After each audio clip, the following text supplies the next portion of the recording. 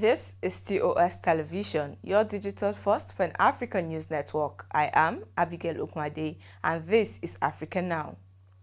The United Nations Security Council has extended by 1 year a Central African Republic arms embargo and targeted sanctions regime. However, China abstained in the vote because it believes the measures should be removed. The 15-member Security Council imposed the arms embargo against the gold and diamond-rich country of about 4.7 million people in December of 2013, when many Muslim Seleka rebels ousted the then-President François Bozizé, prompting reprisals from mostly Christian militias. China believes the embargo had increasingly hampered CAR's government efforts to strengthen its security capabilities. It adds that there appears to be a growing disconnect between the Security Council's sanctions and the evolving situation on the ground.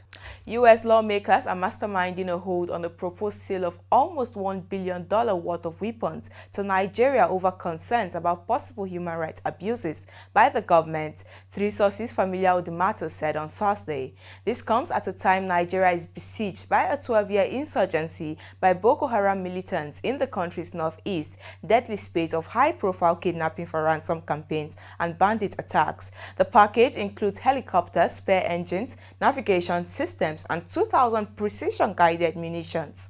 Nigeria has relied on the U.S. arms deals to help it tackle insecurity in the past and recently received some fighter A-29 Soprano-Tucano jets from the U.S.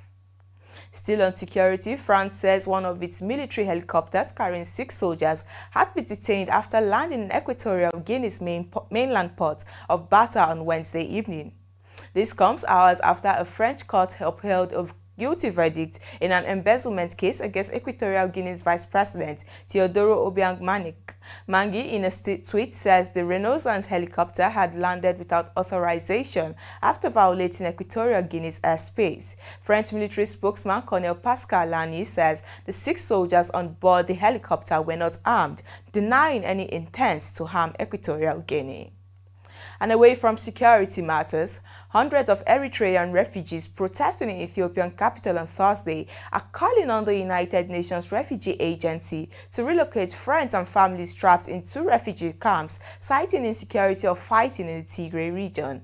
The UNHCR says 2 refugees have been killed in this month from clashes between armed groups, and it says it lost access to the camps on July 14th.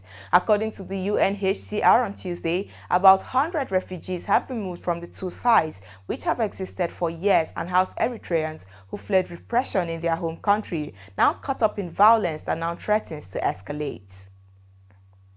In a similar development, several hundred people took to the streets in Chad's capital in N'Djamena on Thursday to protest against the ruling military junta. Opposition movement, the Transformers Party, along with several civil society groups, had called for people to come out against what they say is a confiscation of power by the so-called Transitional Military Council that has ruled since the death of President Idris Deby in April.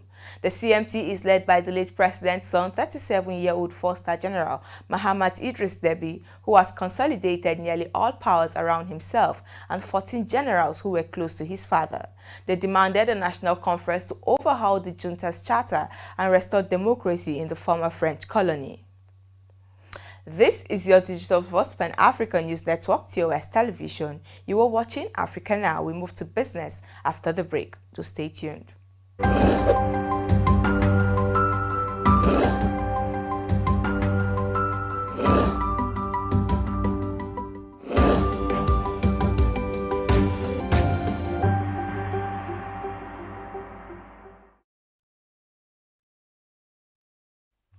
Welcome back.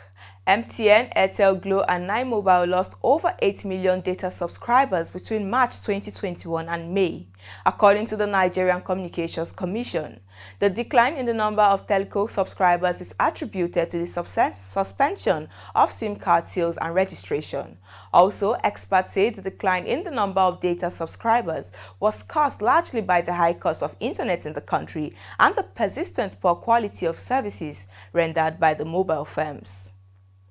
Zimbabwe's economy, that is predicted to grow this year by 7.8%, is good rainfall which led to a strong agricultural season, among others, says Finance Minister. Year-on-year inflation has dipped from a staggering 837.5% in July to 56% 12 months later.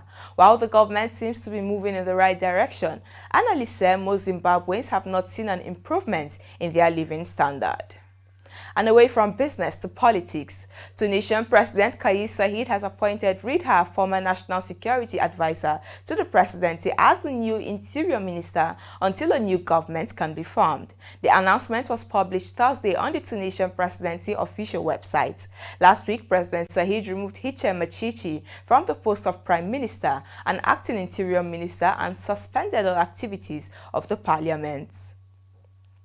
The International Criminal Court said on Thursday it had dropped its arrest warrant and all other charges for Ivory Coast's former First Lady Simone Gbagbo. Since 2012, she faced 4 counts of crimes against humanity, namely murder, rape, other inhumane acts, and persecution that would have supposedly been committed during the post-election crisis of 2010 to 2011 that killed thousands following her husband Laurent Gbagbo's refusal to hand over power to then-elected Alassane Ouattara. Simone Gbagbo was not handed over to the ICC, but an Ivorian court sentenced her to 20 years in prison in 2015 for undermining state security. She was freed August 8, 2018, following a presidential amnesty. In sports, for the first time in 25 years, South Africa strikes gold at the Tokyo Olympics as Tatjana Shoemaker won the women's 200-meter breaststroke final and breaking an 8-year-old world record with a time of 2 minutes 18.95 seconds. This is the second medal for her at the Tokyo Olympics after coming second in the 100-meter breaststroke race on Tuesday.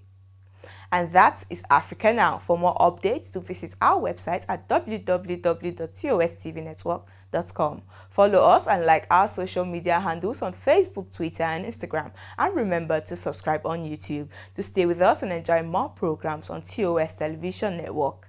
I am Abigail Ukmade. Thanks for watching.